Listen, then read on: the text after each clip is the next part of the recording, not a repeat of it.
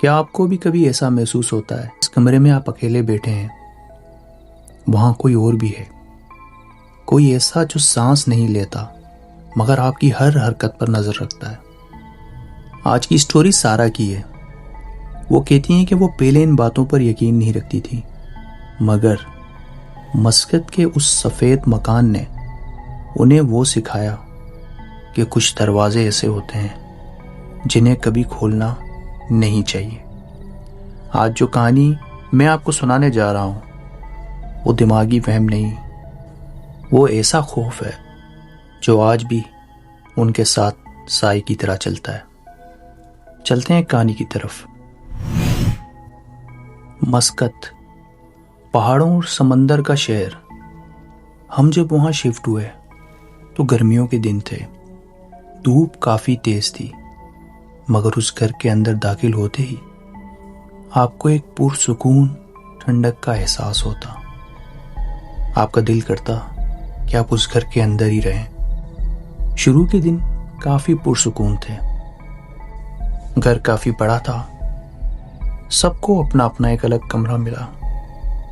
میرے کمرے کی کھڑکی کے باہر ایک بہت پرانا درخت تھا جو تقریباً خشک ہو چکا تھا۔ مسکت میں لوگ پرانے درختوں سے ڈرتے ہیں، کہتے ہیں یہ جنات کا ٹھکانہ ہوتا ہے۔ امی ہمیشہ مغرب کے بعد کھڑکی بند کرنے کا کہتی تھیں، مگر میں نے انہیں ہمیشہ پرانی سوچ سمجھا۔ اس رات تک، رات کے قریباً کوئی 2 یا 3 بج رہے ہوں گے، میری آنکھ اچانک کھلی۔ کمرے میں برف جیسی ٹھنڈک تھی۔ میں نے دیکھا کہ میری کھڑکی کھلی ہوئی تھی۔ جیسے ہی میں اٹھی، میں نے دیکھا کہ اس درخت کی ٹہنی پر کوئی بیٹھا ہے، ایک لمبا دھندلا سایہ جس کی آنکھیں اندھیرے میں لال انگاروں کی طرح چمک رہی تھی۔ میں نے ڈر کے مارے کھڑکی بند کر دی، مگر مجھے ایسا محسوس ہو رہا تھا جیسے وہ سایہ اب دیوار کے پار میرے ساتھ کمرے میں موجود ہے۔ میں اپنے بیڈ پر جا کر لیٹ گئی اور چادر اپنے چہرے پر ڈال دی۔ اگلی رات پیاس کی وجہ سے میری آنکھ کھلی۔ میں دبے پاؤں کچن میں گئی۔ فریج کے پاس پہنچتے ہی مجھے ایسا لگا جیسے کوئی مجھے اوپر سے دیکھ رہا ہے۔ میں نے آہستہ سے سر اٹھایا۔ میں دیکھتی ہوں کہ ایک دبلا سیاہ آدمی فریج کے اوپر بیٹھا ہے۔ اس کے گھٹنے اس کے سینے سے لگے ہوئے تھے اور وہ مجھے گھور رہا تھا۔ اس نے اپنے برف جیسے ٹھنڈے ہاتھ نیچے کیے اور میرے بازو کو چھوا۔ میری روح تک ہل گئی۔ اس نے سرگوشی کی، ہم 9 بھائی اس زمین کے مالک ہیں، تم یہاں صرف مہمان ہو۔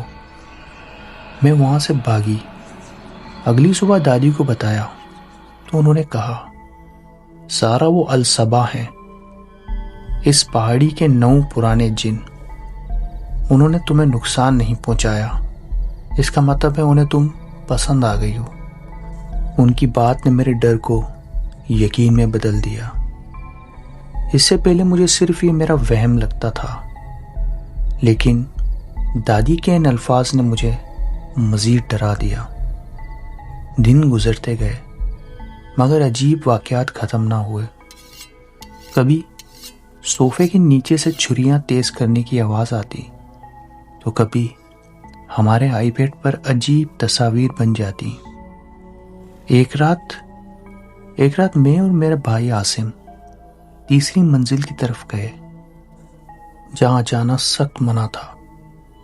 وہاں ایک بند کمرہ تھا۔ اس کمرے سے تلاوت کی بہت خوبصورت آواز آ رہی تھی۔ میں نے دروازہ تھوڑا سا کھولا۔ اندر نیلے دھوئیں میں ایک بزرگ کھڑے تھے، سفید عمانی لباس، مگر ان کا سر نظر نہیں آ رہا تھا۔ انہوں نے ہاتھ کے اشارے سے ہمیں نیچے جانے کا کہا۔ ایسا لگتا تھا کہ وہ بزرگ ان 9 بھائیوں کے شر سے ہمیں بچا رہے تھے۔ لوگ کہتے ہیں کہ مسکت کے وہ پہاڑ آج بھی ان پرانی مخلوقات کا ٹھکانہ ہے۔ میں نے وہ گھر چھوڑ دیا، وہ شہر بھی چھوڑ دیا مگر وہ احساس آج بھی میرے ساتھ ہے۔ میں نے سوچا تھا شہر بدلنے سے پیچھا چھوٹ جائے گا، مگر اس بات کو قریباً 2 ہفتے گزر چکے ہیں جب یہ سٹوری میں آپ کو سینڈ کر رہی ہوں۔ مجھے وہی چھریاں تیز کرنے کی آواز اس نئے گھر سے بھی آ رہی تھی۔